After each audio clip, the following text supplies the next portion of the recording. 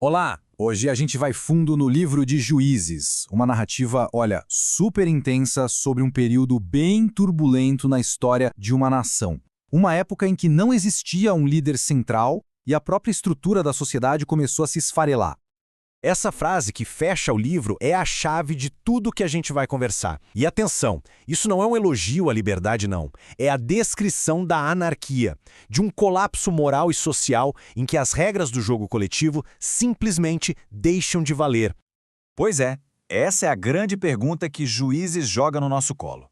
A gente vai investigar como a falta de liderança, a crise de fé e os conflitos internos levaram uma sociedade à beira do caos total.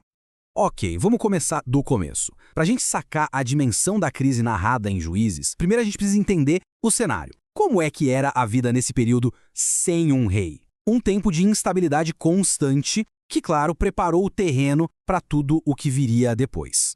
A gente está falando de um hiato, sabe? Um tempo entre a conquista da Terra Prometida e a chegada da monarquia. Israel não era um estado único, coeso, era mais uma confederação frágil de tribos, super vulnerável a inimigos de fora e, como vamos ver, a si mesma. E aqui tem um ponto que é crucial entender. Esses juízes não eram caras de toga num tribunal, não. Pensem neles mais como líderes de emergência, figuras carismáticas que surgiam em momentos de crise para liderar o povo na guerra. Eram, na verdade, soluções temporárias para problemas que eram crônicos. Agora, o que é fascinante nesse material é que ele segue um padrão. A narrativa inteira é construída em volta de um ciclo vicioso que não só conta a história, mas também explica a raiz da instabilidade daquela nação. Olhem bem para esse padrão de 5 etapas. Ele funciona como motor da história. O povo se desvia, aí vem a opressão, eles se arrependem e pedem ajuda, um juiz aparece e liberta todo mundo, e vem a paz, até que o juiz morre e o ciclo começa de novo. É uma verdadeira espiral descendente.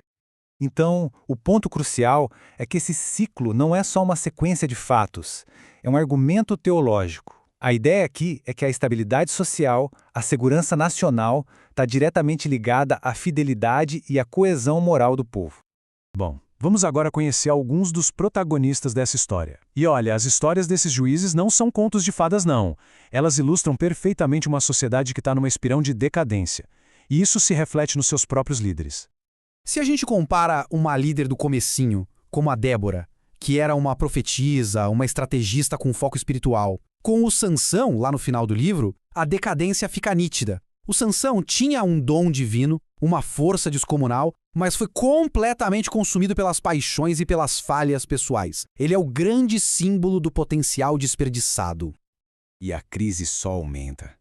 A gente tem líderes como Jefté, uma figura profundamente trágica. A história dele é sombria, moralmente bem complexa, e mostra que os próprios libertadores estavam se tornando tão quebrados quanto a sociedade que eles deveriam salvar.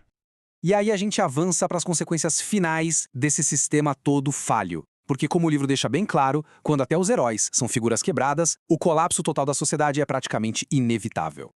O final do livro é brutal. É um verdadeiro catálogo dos sintomas de uma sociedade em ruínas. Guerra civil, violência extrema, desrespeito total pelas leis e uma crise de identidade. A nação estava literalmente se devorando por dentro.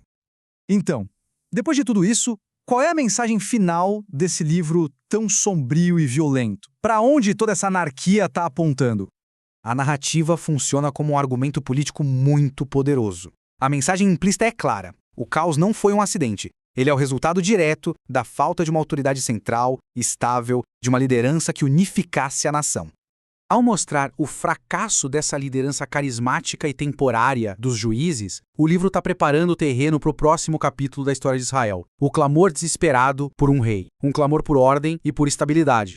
Esse texto antigo é, na verdade, um conto de advertência universal. Ele nos faz refletir sobre os perigos da desintegração moral e espiritual em qualquer sociedade, em qualquer tempo.